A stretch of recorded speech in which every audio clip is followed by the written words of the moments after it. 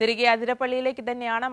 മസ്തകത്തിൽ മുറിവേറ്റ അതിരപ്പള്ളിയിലെ ആനയെ ലോറിയിൽ കയറ്റി ഡോക്ടർ അരുൺ സക്രിയുടെ നേതൃത്വത്തിൽ ആനയെ മയക്കുവെടി വെച്ചിരുന്നു. രാവിലെ 1.25 മണിക്കൂറോളം നീണ്ട ശ്രമകരമായ ദൗത്യത്തിനൊടുവിലാണ് ആനയെ വാഹനത്തിലേക്ക് കയറ്റിയത്. തിയോഫിൻ തുടരുന്നുണ്ടെന്ന് മനസ്സിലാക്കുന്നു. തിയോഫിൻ നേരത്തെ സൂചിപ്പിച്ചതുപോലെ തന്നെ 30% മാത്രമാണ് സാധ്യത എങ്കിൽ കൂടി എല്ലാ വശവും ഈ ആനയുടെ ആരോഗ്യം വീണ്ടെടുക്കാനായി എല്ലാ വശവും പരിശോധിക്കുമെന്നാണ് നേരത്തെ വനം മന്ത്രിയും വ്യക്തമാക്കിയത്. ആ രീതിയിലുള്ള നടപടിക്രമങ്ങൾ തന്നെയായിരിക്കും ആനയുടെ ചികിത്സയ്ക്ക് വേണ്ടി ഇനി നടത്തുക.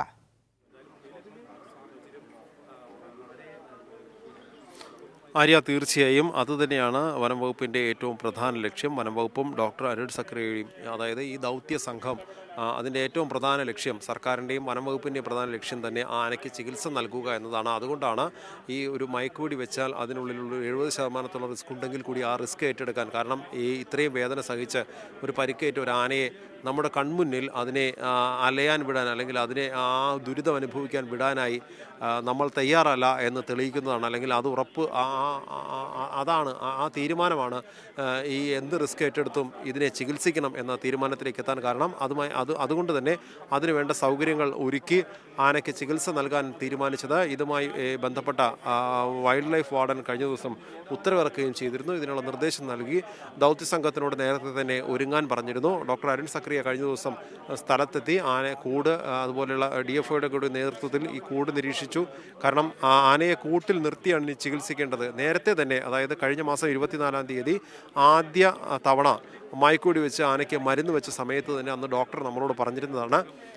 മരുന്ന് വെച്ച് ഇപ്പോൾ ആനയെ കാട്ടിലേക്ക് അത് വിടുകയാണ്. കാട്ടിലേക്ക് വിടുമ്പോൾ പക്ഷേ ആ മരുന്ന് അതിലും ഈ പറഞ്ഞ പോലെ 50% സാധ്യത, 50% റിസ്ക് അവിടെയും ബാക്കിയുണ്ട്. കാരണം മുറിവ് ഉണങ്ങാൻ 50% മാത്രമാണ് സാധ്യത.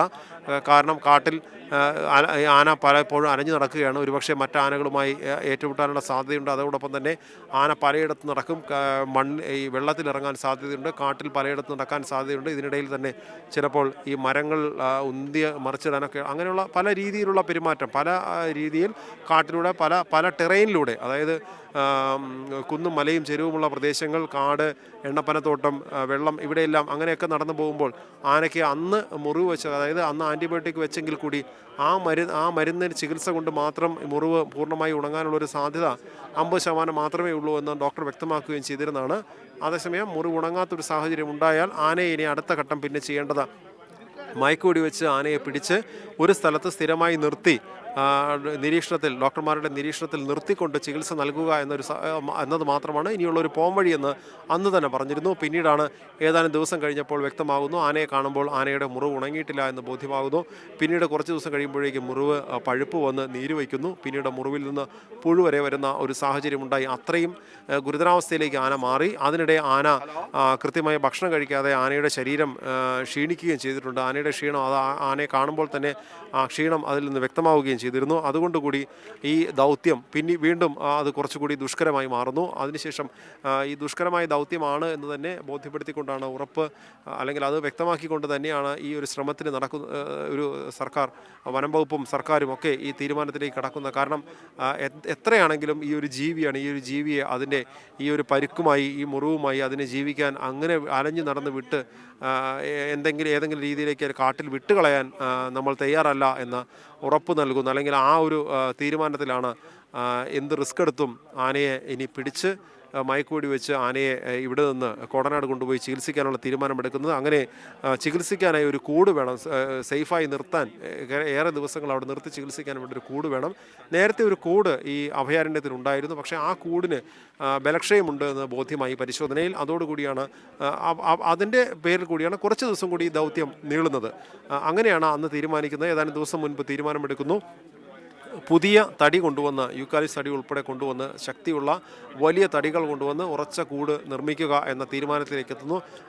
അതിനുവേണ്ടി മൂന്നാറിലേക്ക് പോയി മൂന്നാറിൽ നിന്നും കട്ടിയുള്ള, അല്ലെങ്കിൽ നല്ല ബലമുള്ള വലിയ യൂക്കാലിപ്റ്റസ് തടികൾ എടുക്കാൻ തീരുമാനിക്കുന്നു. അങ്ങനെ ആ തടികൾ കൂടെ കൊണ്ടുവന്ന് അഭയാരണ്യത്തിലെ കൂട് പുനർനിർമ്മിക്കുന്നു. ആ കൂടിൻ്റെ നിർമ്മാണം ഇന്നലെ രാത്രിയാണ് പൂർത്തിയാകുന്നത്. ആ കൂടിൻ്റെ നിർമ്മാണം പൂർത്തിയാകുന്നതിന് പിന്നാലെ മാത്രമേ ആനയെ അവിടേക്ക് എത്തിക്കാൻ കഴിയൂ എന്ന തീരുമാനമുണ്ടായിരുന്നു. അതുകൊണ്ടാണ് ദൗത്യം ഇന്നത്തേക്ക് വെച്ചിരുന്നത്. ഇന്ന് രാവിലെ ഈ ദൗത്യത്തിൻ്റെ ഭാഗമായി ആദ്യഘട്ട നിരീക്ഷണം തുടങ്ങി. ആനയെ ലൊക്കേറ്റ് ചെയ്യുക എന്നതായിരുന്നു ആദ്യം വേണ്ടിയിരുന്നത്. കൃത്യമായി ആന എവിടെയുണ്ടെന്ന് കണ്ടെത്താൻ രാവിലെ തന്നെ സാധിച്ചു. 6 മണി മുതൽ ദൗത്യസംഘം ഇതിനായുള്ള ശ്രമത്തിലായിരുന്നു. ഏറെ വൈകാതെ തന്നെ ആനയെ ഈ വെറ്റിലപ്പാറയിലുള്ള എണ്ണപ്പനത്തോട്ടത്തിന് സമീപമായി കണ്ടെത്തി, ഈ പ്രദേശത്ത് കണ്ടെത്തി. ഇവിടെ നിന്ന് ആന കാരണം ഒപ്പം ഞാൻ നേരത്തെ സൂചിപ്പിച്ചിരുന്ന പോലെ ഏഴാറ്റുമുഖം ഗണപതി എന്ന ഒരു ആനയുണ്ടായിരുന്നു. കാട്ടാന തന്നെയാണ്, പക്ഷേ ഈ പ്രദേശത്ത് കാണാറുള്ള ആനയാണ്, അക്രമകാരി അല്ലാത്ത ഒരു ആന. ആ ആനയും ഈ നമ്മുടെ മസ്തകത്തിൽ മുറിവേറ്റ ആനയും തമ്മിൽ കുറച്ച് നാളായി കൂട്ടുകാരായി മാറിക്കഴിഞ്ഞിരുന്നു. കാരണം ഈ ആന കുറച്ചു കാലമായി മുറിവേറ്റ ആനയെ ഈ പ്രദേശത്ത് തന്നെ കാണാനുണ്ടായിരുന്നു. ഇവിടെ ചുറ്റിക്കറങ്ങിയിരുന്ന ആന മറ്റേ ഏഴാറ്റുമുഖം ഗണപതിയുമായി വളരെയധികം സൗഹൃദത്തിലായിരുന്നു. ഈ രണ്ട് ആനകളും കുറച്ച് നാളായി എപ്പോഴും ഒരുമിച്ചായിരുന്നു സഞ്ചാരം.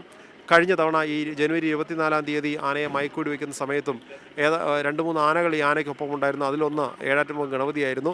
അങ്ങനെ ആ ഒരു സൗഹൃദം ഇവർ തമ്മിൽ എപ്പോഴും കൂട്ടായി ഒരുമിച്ച് നടക്കുന്ന, തീറ്റ തേടി നടക്കുമ്പോഴൊക്കെ ചുറ്റിക്കറങ്ങി നടക്കുന്നതുണ്ടായിരുന്നു. കാരണം മറ്റൊന്ന്, ഈ ആനയ്ക്ക് അല്പം ആരോഗ്യ പ്രശ്നങ്ങളുണ്ട്, ക്ഷീണിതനാണ്, മുറിവും അതിൻ്റേതായ വിഷമതകളും ഉണ്ടെന്ന് അറിയുന്നത് കൊണ്ട് തന്നെ ആ ഒരു സൗഹൃദം ഒരുപക്ഷെ ഈ ജീവികൾക്ക് പരസ്പരം മനസ്സിലാക്കാൻ കഴിയുമായിരുന്നു. അതുകൊണ്ട് വളരെ കരുതലോടുകൂടിയാണ് എപ്പോഴും ഏഴാറ്റുമുഖം ഗണപതി ഈ ആനയ്ക്കൊപ്പം ഉണ്ടായിരുന്നത്. ഇന്നും അങ്ങനെ തന്നെയായിരുന്നു. രാവിലെ കാണുമ്പോൾ ആന ഉണ്ടായിരുന്നു.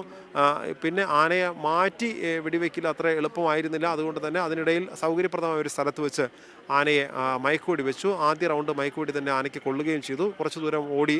ഈ ആന ഓടുന്നത് കണ്ടപ്പോൾ മറ്റേ ആനയ്ക്ക് കൂടെ ഉണ്ടായിരുന്ന ഏഴാറ്റുമുഖം ഗണപതിക്ക് അത് മനസ്സിലായി, എന്തോ തൻ്റെ കൂട്ടുകാരന് പറ്റിയിട്ടുണ്ടെന്ന് മനസ്സിലായി. അങ്ങനെ ഓടി. നമ്മളിപ്പോൾ ഈ ലോറി നിൽക്കുന്ന ആ ഭാഗത്തേക്ക് എത്തിയപ്പോൾ അവിടെ നിന്നു. പിന്നീട് ഓടാൻ കഴിയാത്ത രീതിയിലേക്ക് ഇതിനൊരു സെഡേഷൻ ബാധിച്ചിരുന്നു. അങ്ങനെ മയങ്ങി നിൽക്കുന്ന ആനയെ മറ്റേ ആന താങ്ങി നിർത്തുന്നു. ഏഴാറ്റുമുഖം ഗണപതി താങ്ങി നിർത്തുന്നു. ഇതിനിടയിൽ ആന കുറേശ്ശെ മയങ്ങി ഒരു വശത്തേക്ക് ചാരാൻ തുടങ്ങി. തൻ്റെ അടുത്തേക്ക് ചാഞ്ഞു തുടങ്ങിയ ആനയെ മസ്തകം കൊണ്ട് തന്നെ ആന താങ്ങി നിർത്തി. വീണു പോകാതിരിക്കാനായി ബലം പ്രയോഗിച്ചപ്പോൾ അതിനിടെ ആന മറുവശത്തേക്ക് വീഴുകയും ചെയ്തു.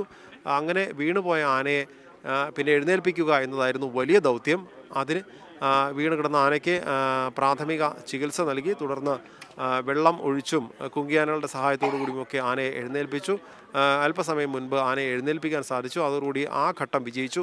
അതിനുശേഷമാണ് കുങ്കിയാനകളുടെ സഹായത്തോടു കൂടി ആനയെ ലോറിയിലേക്ക് കയറ്റിയത്. പതിയെ ആനയെ ദിശ തിരിച്ച്, അതിനിടയിൽ തന്നെ ആനയെ ഈ മയങ്ങി വീണു പോകാതിരിക്കാൻ വേണ്ടി ആ സെഡേഷനിൽ നിർത്തിക്കൊണ്ട് തന്നെ, സെഡേഷൻ പൂർണ്ണമായും സെഡേഷനിലേക്ക് പോകാതെ എന്നാൽ പാതി മയക്കത്തിൽ നിൽക്കുന്നതിന് വേണ്ടി ആനയുടെ ദേഹത്ത് വെള്ളം ഒഴിച്ചുകൊണ്ടിരുന്നു. ആ വെള്ളം ഒഴിച്ചുകൊണ്ട് ആനയെ പതിയെ നീക്കി പതുക്കെ ലോറിയുടെ ഭാഗത്തേക്ക് ദിശ തിരിച്ച് കുങ്കിയാനകളുടെ സഹായത്തോടുകൂടി ദിശ തിരിച്ച് പതിയെ ഉന്തി തള്ളി ലോറിയിലേക്ക് കയറ്റി. ആദ്യം കയറാൻ വിസമ്മതിച്ചിരുന്നു, പുറകോട്ട് ബലം പ്രയോഗിച്ചിരുന്നെങ്കിൽ കൂടി കുങ്കിയാനകൾ കുറച്ചുകൂടി ബലം പ്രയോഗിച്ചുകൊണ്ട് തള്ളി ലോറിയിലേക്ക് കയറ്റി. ആദ്യം മുൻകാലുകൾ ലോറിയിലേക്ക് എടുത്തു വെച്ചു. അതിനുശേഷം വീണ്ടും പതിയെ ആനയെ തള്ളി കയറ്റുകയായിരുന്നു. അവസാനം പിൻകാലുകൾ എടുത്തു വയ്ക്കാൻ ആന ഒരല്പം ഒരു പ്രയാസം കാണിച്ചിരുന്നു, ഒരു മടി കാണിച്ചിരുന്നു. പിന്നീട് ആനകൾ വീണ്ടും കുങ്കിയാനകൾ തള്ളി കയറ്റുകയായിരുന്നു. ലോറിയിലേക്ക് കയറി കഴിഞ്ഞപ്പോഴേക്കും ആന തിരിച്ചു വരാതിരിക്കാനായി ലോറിയുടെ പിൻഭാഗം മരത്തടി വെച്ച് ലോക്ക് ചെയ്തു, അടച്ചു. അതിനുശേഷം ആന പിന്നോട്ട് വരാനുള്ള ശ്രമം നടത്തിക്കൊണ്ടിരുന്നു. പിന്നീട് കൃത്യമായി ആ ലോറിയിൽ ആന നിന്ന് സ്റ്റഡി ആവുന്നതിന് വേണ്ടി തന്നെ വീണ്ടും കുങ്കിയാനകൾ ബലം പ്രയോഗിച്ചിരുന്നു, തള്ളി. അങ്ങനെ ആനയെ കൃത്യമായി ആ ലോറിയിൽ ആ പൊസിഷനിൽ നിർത്താനായിട്ട് സാധിച്ചു. നിലവിലിപ്പോൾ ആന ഈ ലോറിയിലുണ്ട്. അതോടുകൂടി ഈ ഘട്ടം ഇവിടെ നടത്താനിരുന്ന ആദ്യ ഘട്ടം, ഈ അതിരപ്പള്ളി ദൗത്യത്തിൻ്റെ ആദ്യ ഘട്ടം ഇവിടെ പൂർത്തിയായിരിക്കുന്നു. ഇവിടെ നിന്ന് ഇനി കോടനാട് ആനയെ ചികിത്സിക്കാൻ തയ്യാറാക്കിയ കൂട്ടിലേക്ക് കൊണ്ടുപോകേണ്ടതുണ്ട്. അഭയാരണ്യത്തിലേക്ക് കൊണ്ടുപോകണം. ഇനിയുള്ള ഘട്ടം എന്ന് പറയുന്നത് ഇവിടെ നിന്ന് അഭയാരണ്യത്തിലേക്ക് കൊണ്ടുപോവുകയാണ്. അവിടെ ചെന്ന് ആ കൂട്ടിലേക്ക് ആനയെ ഇറക്കി നിർത്തിയ ശേഷം അടുത്ത ഘട്ടം ചികിത്സ ആരംഭിക്കും. കൂട്ടിൽ നിർത്തിക്കൊണ്ടുള്ള ചികിത്സയാണ്. ഇനി ആ മുറിവിലെ പഴുപ്പ് മാറ്റി മുറിവ് വൃത്തിയാക്കി മരുന്ന് വയ്ക്കണം. ഓരോ ദിവസവും ആനയെ നിരീക്ഷിക്കണം. അങ്ങനെ തുടർച്ചയായി ഈ മുറിവ് ഭേദമാകുന്നതുവരെ ആനയെ അവിടെ നിർത്തേണ്ടതുണ്ട്. അപ്പോഴും ഇതിനിടയിലുള്ളൊരു റിസ്ക് എന്ന് പറയുന്നത് നമ്മൾ നേരത്തെ സൂചിപ്പിച്ച ഡോക്ടർ പറഞ്ഞ ഒരു 30% ആണ് ജയസാധ്യത ഇവിടെ ഉള്ളത്. 70% റിസ്ക് അപ്പോഴും നിലനിൽക്കുന്നുണ്ട്. പക്ഷേ ഈ മയക്കം വിട്ട് മാറിക്കഴിഞ്ഞാൽ പിന്നെ കുറച്ചുകൂടി ആ റിസ്ക് സാധ്യത കുറച്ചുകൂടി കുറയുകയാണ്. പിന്നെ നിരീക്ഷണത്തിൽ നിർത്തിക്കൊണ്ട് തന്നെ ആനയെ ചികിത്സിക്കുക. ഈ മരുന്ന് നൽകി ആനയെ മുറിവിൽ മരുന്ന് വെച്ച് ആൻറ്റിബയോട്ടിക് ഉൾപ്പെടെ നൽകിക്കൊണ്ട് മുറിവ് ഭേദമായാൽ മാത്രമാണ് പിന്നീട് ആനയെ കാട്ടിലേക്ക് തുറന്നു വിടുക. അതാണ് അടുത്ത ഘട്ടം. അങ്ങനെ ഒരു 3 ഘട്ടമായി നടക്കേണ്ട ഈ ദൗത്യം അതിൻ്റെ ഒരു ആദ്യ ഘട്ടം ഇവിടെ പൂർത്തിയായിരിക്കുന്നു. അതിരപ്പള്ളി ഭാഗത്ത് നിന്ന് ചെയ്യേണ്ടത് ആനയെ മയക്കുവെടി വെച്ച് സുരക്ഷിതമായി ലോറിയിൽ കയറ്റി കൊണ്ടുപോവുക എന്നാണ്. ആ ലോറിയിൽ എന്തായാലും അതിരപ്പള്ളി ദൗത്യം വിജയകരമായി പൂർത്തിയാക്കിയിരിക്കുന്നു. മസ്തകത്തിൽ മുറിവേറ്റ ആനയെ വാഹനത്തിലേക്ക് കയറ്റിയിരിക്കുന്നു. ഇനി കോടനാട്ടിലേക്ക് കൊണ്ടുപോയി ആനയുടെ ആരോഗ്യം വീണ്ടെടുക്കാനുള്ള എല്ലാ വശവും പരിശോധിക്കുമെന്നാണ് വനം വകുപ്പും വിദഗ്ധ സംഘവും പറഞ്ഞത്. അവിടെ നിന്നുള്ള തത്സമയ വിവരങ്ങളാണ് തിയോഫിൻ നൽകിയത്.